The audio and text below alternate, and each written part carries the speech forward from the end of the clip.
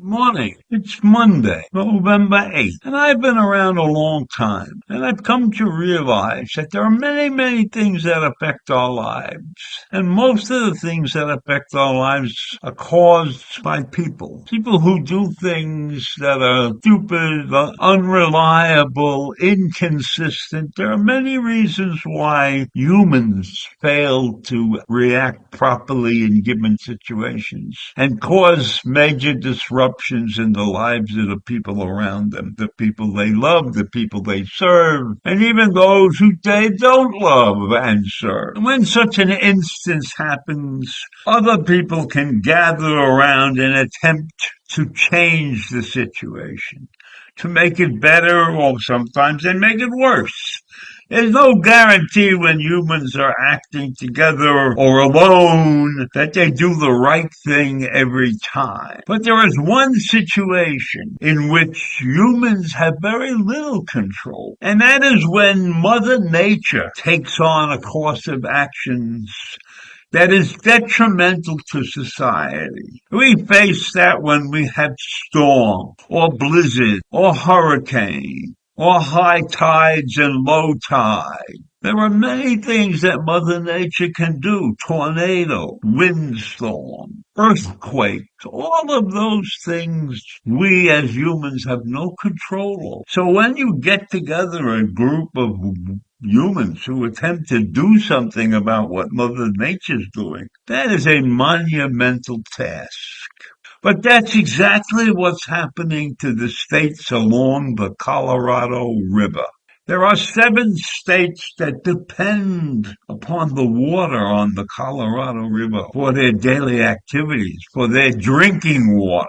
And each of these 7 states gets a certain percentage based upon their population and their needs, because there are farming states there are industrial states along the river. And those states are Arizona, California, Colorado, Nevada, New Mexico, Utah, and Wyoming. And all of those states share that water supply for the needs of their population. And they have put together, I'll call it a treaty. And that treaty is going to run out in 2026. So right now, those 7 states are gathering to rewrite the treaty for the distribution and use of the water of the Colorado River. Because the Colorado River has been declining significantly over the last 20 or 30 years. So recently, the U.S. Department of the Interior announced that 3 Colorado River lower basin states,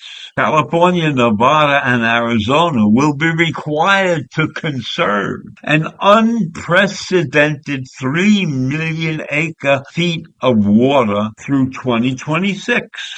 And that's because of a decades-long drought. The 7 states of the Colorado River Basin only have months to present their plan for how the river and its reservoirs should be managed after 2026. Or federal officials will move forward without considering their proposal. So this is a dire situation. It's action that is needed because of the activities of Mother Nature. And there's nobody you can negotiate with in this situation. You have to sit down and do what's right for the people who live and depend on the Colorado River. So how does this drought affect the water supply in the southwestern U.S.? Mead, which is a part of the broader network of natural and artificial aqueducts and dams that supplies the water to 40 million people in homes and farms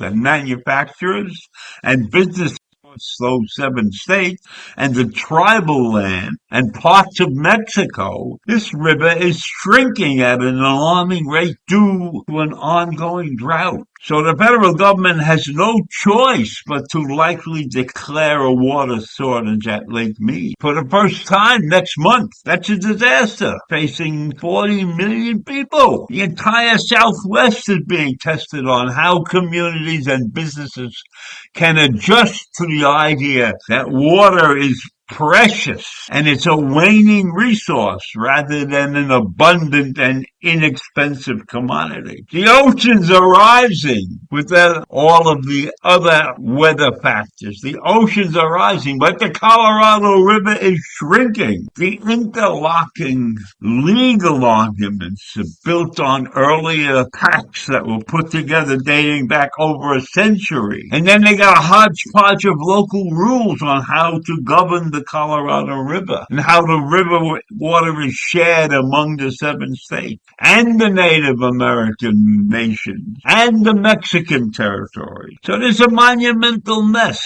And I am looking at our government, which can't do shit most of the time. And how do you think that they are going to solve this problem? In 2019, after years of what I will call thorny negotiations over diminishing water supply, states and the federal government signed the Drought Contingency Plan, which lays down how the water is to be distributed if the shortages continue. Well, the shortages have continued. And now they've reached a point where those who depend on the Colorado River have to take some action. And these actions involve extraordinary cuts in the amount of river water that can be tapped. And I can't imagine living up here in the Northeast like I have most of my life, a water shortage supply. When people can't take a shower if they have to, or take a bath, or bathe the children, or cook, or use water, wash their clothes. Imagine that you are being capped with the amount of water that you could use. So many are asking the questions, how do we live with the river that we have? Not the river that we had and the river that we dreamed for. That's what is facing 40 million people in the U.S. The problem has not been solved for over 100 years. And then most of the nation doesn't even know about this problem. Because maybe if this problem was distributed to more than 7 states to think about a solution, somebody would come up with an answer. But let me tell you something that I learned over the years. Fighting Mother Nature is a losing cause. You have to learn to live with her. And believe me, she can be a bitch. So I'll leave you with that this morning. The Colorado River, 7 states and Mexico in trouble. What solution can they possibly come up with to save the lives and make the lives of 40 million people better? Have a great day. Bye.